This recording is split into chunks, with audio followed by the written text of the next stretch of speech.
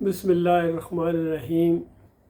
اللہ کی مدد آتی ہے اور ضرور آتی ہے۔ یقین رکھنے والوں کو اعتماد رکھنا چاہیے کہ اللہ کی مدد کے کچھ اصول ہیں۔ جب مصیبتیں پریشانیاں اپنی انتہا کو پہنچتے ہیں اور انسان کے صبر کا پیمانہ لبریز ہونے لگتا ہے، اس وقت اللہ کی مدد آ جاتی ہے۔ مالک دیکھنا چاہتا ہے کہ کس حد تک کسی قوم کو آزمایا جائے، کسی فرد کو آزمایا جائے۔ اس کی بے شمار مثالیں اللہ تعالیٰ نے دی ہیں۔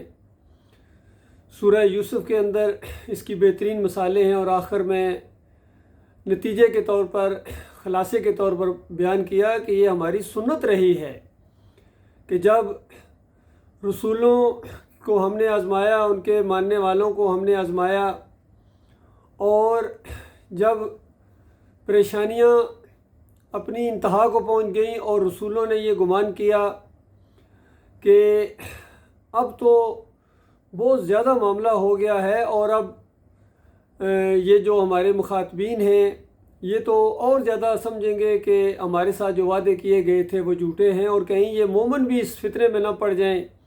اس حد تک جب معاملہ پڑ گیا تو اس وقت مالک فرماتا ہے اس وقت ہماری مدد آ گئی۔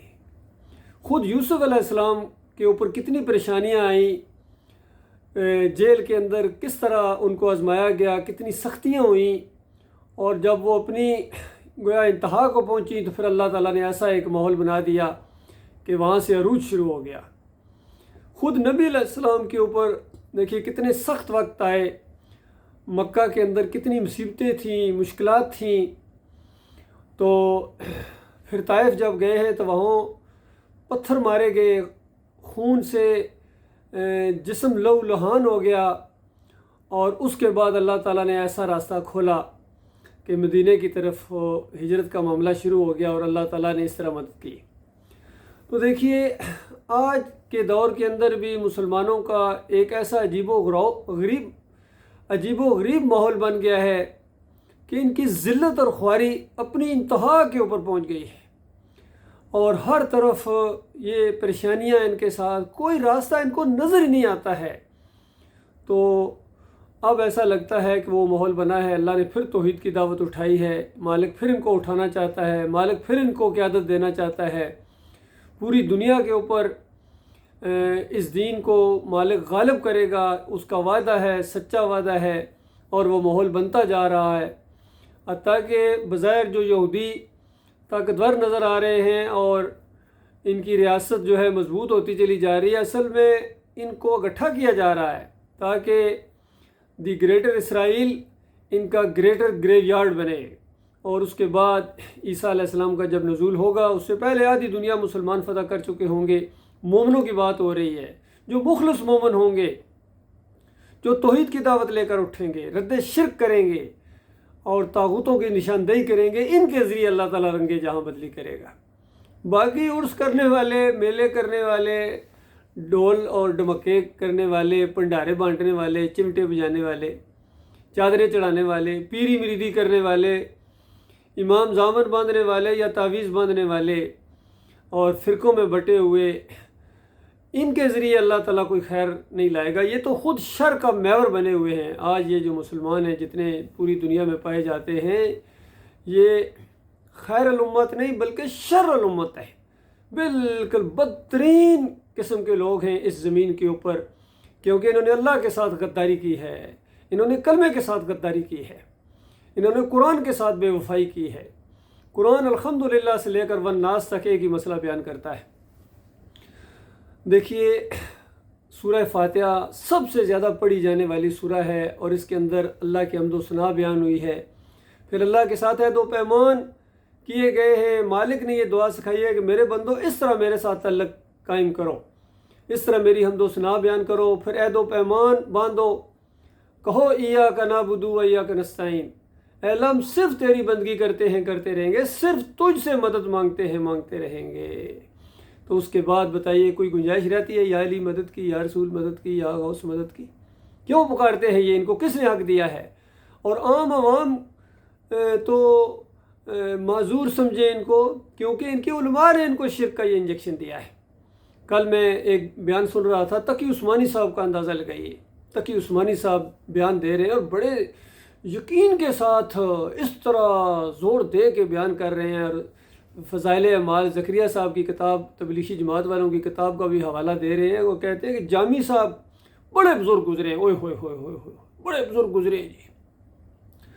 وہ جب گئے ہیں حج کے لیے اور اس کے بعد پہنچے ہیں مدینہ بعد میں، اور نبی علیہ السلام کو پکار کر کہہ رہے ہیں کہ یا رسول اللہ، اس سے پہلے تو روحانی ملاپ ہوتا تھا، میں اپنی روح کو بھیجا کرتا تھا زیارت کے لیے، اب جسم آ گیا ہے، خود آ گیا ہوں، تو لہذا جسمانی ملاقات ہونی چاہیے، آپ اپنا ہاتھ نکالیں اور میں مصافحہ کروں گا۔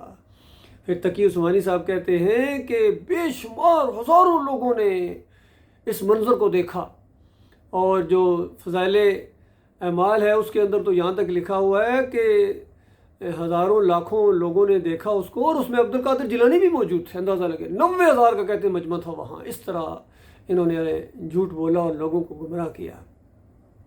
اعلیٰ حضرت پہلے فرما چکے تھے، وہ جب کہتے ہیں حج کو گئے ہیں اور اس کے بعد پہنچے ہیں مدینے، تو کہتے ہیں حاجیوں آؤ سرکار کا روزہ دیکھو، کعبہ تو دیکھ چکے، کعبے کا کعبہ دیکھو۔ اندازہ لگائیے ہوئے اس زمین کے اوپر اس سے بڑا کوئی کفر ہو سکتا ہے؟ اور آج چند دن پہلے یہ جو عید میلاد النبی انہوں نے منائی، اس کو عیدوں کی عید کہتے ہیں۔ ان کا انداز دیکھیے، شوخا انداز، عیدوں کی بھی عید ہے، یعنی جو بدعت ہے اس میں شرک ہوتا ہے، نبی علیہ السلام کی نافرمانی ہوتی ہے، مردود عمل ہے۔ نبی علیہ السلام نے فرمایا جس بات کا ہم حکم نہ دے وہ عمل مردود ہے۔ تو بتاؤ نبی علیہ السلام نے کوئی یہ دن منایا تھا اس انداز سے؟ صحابہ اکرام نے کوئی منایا تھا؟ تم زیادہ عاشق رسول ہو، تم عاشق رسول نہیں ہو، تم عاشق شرک ہو، تم شرک کی سالگرہ مناتے ہو، شرک کے تم صحیح معنوں میں شوقین ہو، اور کوئی مہینہ جس میں تمہیں شرک کرنے کا موقع نہ ملے کہتے ہیں خالی مہینہ ہے۔ تو یہ حال ہے اللہ کے بندو۔ پھر دیکھیے محمود الحسن صاحب لکھتے ہیں تفسیر شبیر احمد عثمانی، جس کا نام ہے تفسیر چوٹی کی تفسیر ہے دیوبندیوں کی، تو اس کے پہلے صفحے کے اوپر اسی ایاک نعبد و ایاک نستعین کا ترجمہ انہوں نے درست کیا، لیکن حاشیہ چڑھایا اور کہا کہ اللہ کے مقبول بندوں کو خالص واسطہ رحمت الہی سمجھ کر اگر اس کو پکارا جائے، یعنی یا علی مدد کہہ دیا جائے، یا رسول مدد کہہ دیا جائے، تو یہ کوئی شرک نہیں بلکہ عین ایمان اور اللہ ہی کو پکارنا ہے۔ غور کرو اوے ظالمو، کس طرح تمہارا قلم یہ لکھتا گیا، کس طرح تمہاری زبانیں یہ شرک بیان کر رہی ہیں۔ اور یا علی مدد کہنا، یا اللہ مدد کیسے ہو گیا؟ پھر علی رضی اللہ عنہ کس کو مدد کے لیے پکارا کرتے تھے؟ اسی طرح یا رسول مدد کہنا، یا اللہ مدد کیسے ہو گیا؟ رسول اللہ صلی اللہ علیہ وسلم مدد کے لیے کس کو پکارا کرتے تھے؟ تو یہ سادہ سی بات ہے اللہ کے بندو، یہ اصل مسئلہ ہے۔ اتنے بڑے بڑے علماء، ڈاکٹر اسرار جیسے عالم دین جو ہے محمود الحسن کا شرک جاننے کے باوجود کہتے ہیں کہ یہ میرے شیخ تھے۔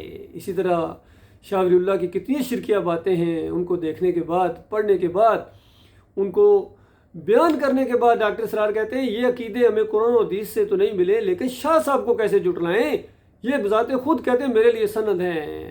اندازہ لگائیے، تو یہ حال ہے ان بڑے بڑے علماء کا۔ علی انجینئر صاحب کہتے ہیں یہ شرک کرتے ہیں، تب کیا ہوا، یہ میں ان کو امام مانتا ہوں، ان کو چندے دیتا ہوں، دین سے کماتے بھی ہیں اور دین پر لگاتے بھی ہیں تھوڑا بہت۔ تو یہ جب انقلابی انداز سے اٹھنے والے جو لوگ مودودی صاحب رسائل و مسائل کے اندر کہتے ہیں کہ ان کو پکارنا قبر والے کو عقیدے میں خرابی لازم نہیں آتی ہے، بتائیے اللہ فرمائے سب سے گندا عقیدہ اس کو ہے، سب سے برا عقیدہ، سب سے خراب عقیدہ، وَمَنْ أَضَلُّ مِمَّنْ يَدْعُو مِن دُونِ اللَّهِ، اس سے بڑا گمراہ بتاؤ جو اللہ کے علاوہ کسی اور کو پکارے، مَنْ لَا يَسْتَجِيبُ لَهُ إِلَى يَوْمِ الْقِيَامَةِ، جو قیامت تک جواب نہ دے سکیں، وَهُمْ عَنْ دُعَائِهِمْ غَافِلُونَ، جو تمہاری دعاؤں سے غافل ہیں، یعنی فرمایا اموات غیر احیاء، یہ مردے ہیں، ان کے اندر زندگی کی رمق تک باقی نہیں ہے۔ ثم انکم بعد ذلک المیتون ثم انکم یوم القیامۃ تبعثون، اس زندگی کے بعد موت ہے، پھر قیامت کے دن ان مردوں کو اٹھایا جائے گا، ان ہڈیوں کو، ان پنجروں کو گٹھا کیا جائے گا، پھر ان میں روح ڈال دی جائے گی۔ باقی فرشتے روح قبض کر کے جب لے جاتے ہیں موت کے بعد، اوپر برزخ کا معاملہ ہے، وہاں ہی سب کچھ ہوتا ہے، جو سوال و جواب یا رات آرام کا معاملہ ہے یہ اوپر کا معاملہ ہے، ان قبروں کے اندر نہیں۔ ان قبروں کے اندر جو کنیکشن جوڑتے ہیں یہ اصل میں تمہارا شرک کے ساتھ، قبر پرستی کے ساتھ کنیکشن جڑ جاتا ہے۔ تو یہ معاملہ اللہ کے بندو، اسی شرک کی وجہ سے آج امت کو مارا جا رہا ہے۔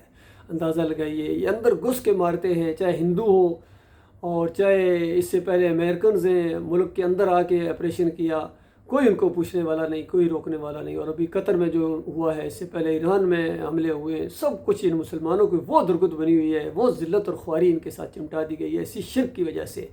جب تک توبہ نہ کرو، ایمان خالص نہ اختیار کرو، ان فرقوں کو چھوڑو، دیوبندیت، بریلویت، اہل حدیثیت، سلفیت، حنبلیت، یہ سارے تمہارے اپنے رکھے ہوئے نام ہیں، اپنے اپنے فرقے ہیں، اور اللہ نے مسلمانوں کا نام، جو مسلم ہوں، جو انبیاء کے ماننے والے ہوں، مومن ہوں، ان کا نام مسلم ہے۔ اور ایمان خالص کی دعوت اٹھی اللہ کے فضل و کرم سے پاکستان سے، اور اب یہ پوری دنیا کے اوپر چھا جائے گی، کوئی اس کو روک نہیں سکتا۔ یاد رکھیے، جب اللہ کی دعوت اٹھتی ہے تو پھر وہ غلبے کے لیے اٹھتی ہے انشاءاللہ۔ اس زمین کے اوپر نہ یہودی رہیں گے نہ عیسائی رہیں گے، اکثریت عیسائیوں کی ایمان قبول کر لے گی، یہودیوں کو گاجر مولی کی طرح کاٹ دیا جائے گا، نہ ہندو رہیں گے نہ سکھ رہیں گے، ان میں سے اکثریت جتنے بھی انسانوں کی ہوگی وہ یا تو ایمان قبول کریں گے یا ان کو کاٹ دیا جائے گا۔ اور 7 سال اس زمین کے اوپر ایسے آئیں گے کہ کوئی غیر مسلم نہیں ہوگا، سارے کے سارے مسلم ہوں گے۔ لہٰذا جہاں جہاں تک یہ آواز پہنچے، اس آواز کا ساتھ دو۔